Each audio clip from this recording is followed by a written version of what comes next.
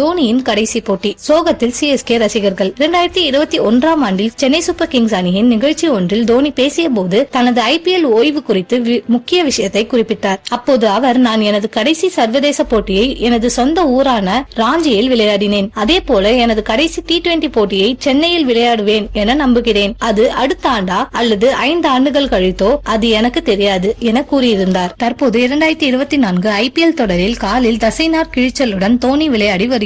இந்த நிலையில் அவர் இந்த ஆண்டு IPL தொடருடன் ஓய்வு பெறுவது உறுதி என தெரிகிறது. அந்த வகையில் பார்த்தால் அவர் இந்த ஆண்டு சென்னை சேப்பாக்கம் மைதானத்தில் தனது கடைசி போட்டியில் ஆட வேண்டும் என்ற எதிர்பார்ப்பு அனைவருக்கும் உள்ளது.